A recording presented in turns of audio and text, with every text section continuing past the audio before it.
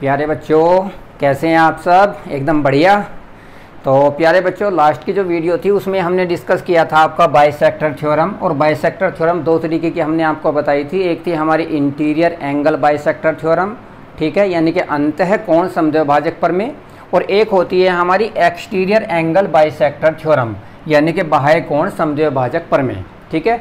तो आज ये बाह्य कोण समद्विभाजक प्रमेय है, आज हम इसकी बात करेंगे। यहाँ पे इसमें होता क्या है, तो एक ट्रायंगल हम ले लेते हैं। यहाँ पे सपोज कीजिए आपको एक ट्रायंगल यहाँ पे दे रखा है, ये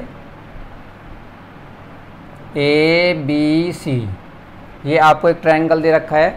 तो हम क्या करते हैं, थोड़ा A को यहाँ पे ऊपर इस तरीके से बढ़ा लेते हैं और थोड़ा C को हम यहाँ पे इस तरीके से बढ़ा लेते हैं, ठीक है। तो ये हमारा यहाँ पे C हो जाएगा पॉइंट, ठीक है।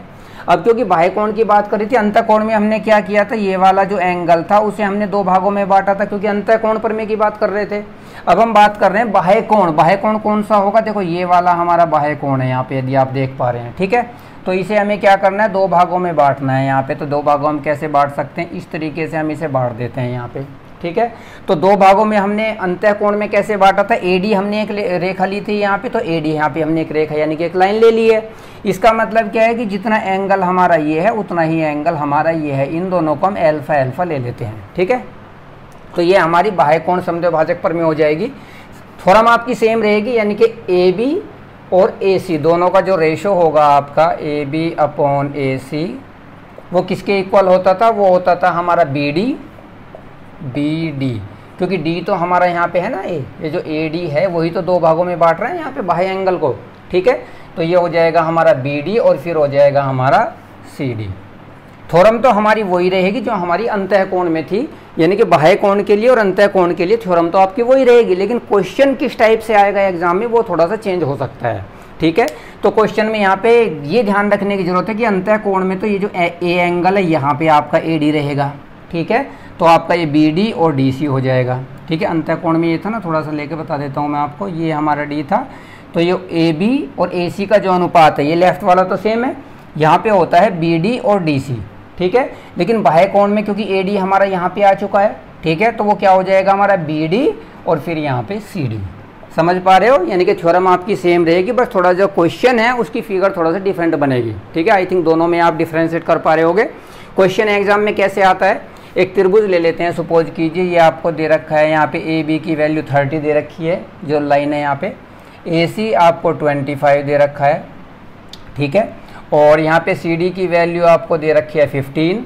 और हमें कौन सी वैल्यू फाइंड आउट करनी है, यहाँ पे BC हमें फाइंड आउट करना है, BC हमें फाइंड आउट करना है। तो कैसे फाइंड आउट करेंगे, इसे हटा देते हैं क्योंकि बाह्य कोण समद्विभाजक प्रमेय की हम यहाँ पे बात कर रहे हैं। तो देखिए कैसे करते हैं, क्योंकि हमारा जो थ्योरम है वो तो सेम ही रहती है। AB हमारा कितना है, AB है हमारा 30, यानी कि 30 डिवाइडेड बाय AC हमारा कितना है यहाँ पे 25, ये 25 लिख देते हैं। उसके बाद BD, B और D, ये तो अभी हमें पता ही नहीं है यहाँ पे तो, ठीक है। तो यहाँ पे हम BD ही लिख देते हैं। और उसके बाद है CD हमें पता है, ये हमारी वैल्यू 15 दे रखी है, ठीक है।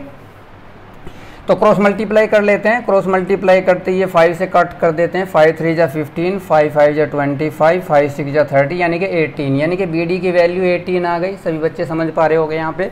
और जब BD की वैल्यू हमारी 18 आ गई यहाँ पे, ठीक है, BD इज़ 18, हमें निकालना क्या है, हमें निकालना है BC। तो BC हमारा कितना हो जाएगा, देखो पूरा BD हमारा कितना है 18, यदि 18 में से हम 15 को सब्ट्रैक्ट कर दें तो वो हमारा BC आ जाएगा या नहीं आ जाएगा, ठीक है। ये तो 18 - 15 कितना आ जाएगा 3, यानी कि BC की वैल्यू हमारी यहाँ पे 3 आ जाएगी। तो इस टाइप से आपको क्वेश्चन को हैंडल करना है, ठीक है। तो आई थिंक प्यारे बच्चों आपको ये बात यहाँ तक समझ में आ रही होगी।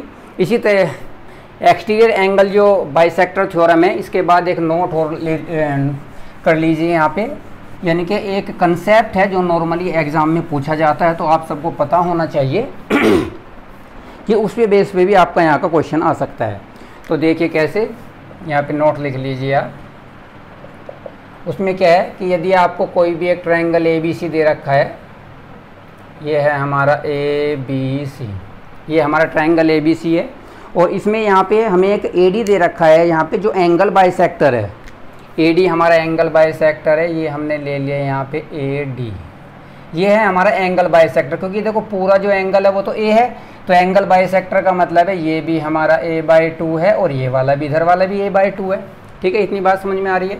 अब हम क्या करते हैं, इस पर एक परपेंडिकुलर ड्रॉ करते हैं। यहाँ पे ये हो गया हमारे पास परपेंडिकुलर ड्रॉ, इसे हमने नाम दे दिया यहाँ पर ए ई, यानी कि ए ई हमारा परपेंडिकुलर है। यहाँ पे ए ई किस पे परपेंडिकुलर है, ए ई हमारा परपेंडिकुलर है बी सी पर, और ए डी हमारा क्या है, ए डी है हमारा एंगल बाइसेक्टर, यानी कि ये भी a/2 और ये पूरा भी कितना है हमारा a/2 है। इतनी बात आई थिंक आप समझ पा रहे हो, ठीक है। अब यदि वो हमसे एग्जाम में पूछता है कि यहाँ पर ई ए डी की वैल्यू क्या होगी, एंगल ई ए डी कौन सा एंगल बनेगा, देखो ई ए और डी, यानी कि इस एंगल को यदि आपसे एग्जाम में पूछता है कि ई ए डी की वैल्यू कितनी होगी, तो हम कैसे फाइंड आउट करेंगे, वो हो जाएगी हमारे पास 1/2 एब्सोल्यूट वैल्यू, यानी कि पॉजिटिव वैल्यू हमें लेनी है यहाँ पर angle B minus angle C, यानी कि एंगल बी भी बड़ा हो सकता है, एंगल सी भी बड़ा हो सकता है। जब हम दोनों का डिफरेंस लेंगे तो पॉजिटिव वैल्यू हम यहाँ पे लेंगे, यानी कि मॉडुलस का मतलब पॉजिटिव वैल्यू की हम बात कर रहे हैं। तो यहाँ पर ई ए डी की वैल्यू आप डायरेक्टली यहाँ पे फाइंड आउट कर सकते हो, ठीक है। तो ये आपका एक रिजल्ट है जिसके बेस पे नॉर्मली एग्जाम में क्वेश्चन भी आ जाता है। तो हमें ध्यान रखना है कि ये डायरेक्ट रिजल्ट, क्योंकि इसका थ्योरम वगैरह कुछ ज़्यादा करने की ज़रूरत नहीं है, रिजल्ट आपको पता है, क्योंकि आपको तो कंपटीशन में क्या करना, अपना टाइम बचाना है, ठीक है। तो ये रिजल्ट आपको ध्यान रखना है कि यदि आपको ए कोई परपेंडिकुलर दे रखा है, ए डी आपका एंगल बाइसेक्टर है और आपसे ई ए डी पूछा है, तो डायरेक्ट आप बता दो कि b माइनस c/2, आपका डायरेक्ट यहाँ पे रिजल्ट आ जाएगा, ठीक है बच्चों। इसी के बाद एक नोट और है यहाँ पे, उसे हम डिस्कस कर लेते हैं। यहाँ पे ये समझ में आ गया होगा आई थिंक आपको, यानी कि एक इंटीरियर एंगल बाइसेक्टर है, एक एक्सटीरियर एंगल बाइसेक्टर है, और दोनों हमारे कहाँ पे जाके मिलते हैं, एक ट्रायंगल हमें दे रखा है यहाँ पे, this is A B C, ये हमें ट्रायंगल ए बी सी दे रखा है। इस ट्रायंगल ए बी सी में जो बी है, एक बी का हमारा इंटीरियर एंगल बाइसेक्टर है और सी का एक्सटीरियर, देखो सी में जो एंगल बन रहा है वो यहाँ पे एक्सटीरियर बन रहा है, इस सी को नीचे बना लेते हैं, ये है हमारा पॉइंट यहाँ पे सी। तो ये तो एक्सटीरियर एंगल बन रहा है, इसमें इंटीरियर एंगल बन रहा है, तो इसमें क्या दे रखा है यहाँ पे, एंगल बाइसेक्टर, यानी कि बी का एंगल बाइसेक्टर, बी का एंगल बाइसेक्टर को हमने ये नाम दे दिया यहाँ पे इस तरीके से, ब्लू से ले लिया, और सी का एंगल बाइसेक्टर, ठीक है। ये कहाँ पे जाके मिलते हैं, पी पर, यानी कि ये हमारा बी का इंटीरियर एंगल बाइसेक्टर है और ये सी का एक्सटीरियर एंगल बाइसेक्टर है। ये इंटीरियर एंगल है बाइसेक्टर में और ये हमारा है यहाँ पे एक्सटीरियर एंगल, आप समझ पा रहे होगे। तो दोनों के जो बाइसेक्टर है कहाँ पे जाके मिलते हैं, पी पर जाकर मिलते हैं, ठीक है। तो यदि हमें यहाँ से बी पी सी की वैल्यू निकालनी है, ठीक है, तो एंगल बी पी सी, कौन सा एंगल, ये बी है, ये P है और ये C है, तो ये एंगल हमें यहाँ पे निकालना है कितना है। तो इस एंगल की जो वैल्यू होती है, इस A वाला जो एंगल है इसकी हाफ होती है, ये हमें ध्यान रखना है, ठीक है। तो एग्जाम में कैसे देगा, एग्जाम में ये दे देगा कि इंटीरियर एंगल का बाइसेक्टर और एक्सटीरियर एंगल का जो बाइसेक्टर है P पर मिलते हैं, तो बी पी सी की वैल्यू आप बताइए, और आपको एग्जाम में क्या दे देगा, A की वैल्यू आपको दे देगा। सपोज कीजिए A की वैल्यू आपको दे दी उसने 70 डिग्री, ठीक है। तो 70 डिग्री देते ही आपका एंगल BPC कितना हो गया, BPC हो गया 70/2 यानी कि 35। तो इस टाइप से वो एग्जाम में क्वेश्चन देता है। जब आप इस कंसेप्ट को कर लोगे अच्छे से तभी आप इस क्वेश्चन को कर पाओगे, नहीं तो आप वहाँ पर ना ही इसका फिगर बना पाओगे और ना ही इस क्वेश्चन का आप सॉल्यूशन बता पाओगे, ठीक है प्यारे बच्चों। तो आई थिंक आपको ये चीज़ें समझ में आ रही होगी यहाँ तक कि जो एक्सटीरियर एंगल बाइसेक्टर थ्योरम है, बाइसेक्टर थ्योरम का पार्ट है ये, यानी कि बाह्य कोण समद्विभाजक जो प्रमेय है उसमें कैसे हम, प्रमेय तो हमारी सेम ही होती है जैसे अंतः कोण समद्विभाजक प्रमेय होती है, लेकिन उसका क्वेश्चन कैसे आता है, कैसे हमें एग्जाम में करना है, ये चीज़ें आपको समझ में आ गई होगी।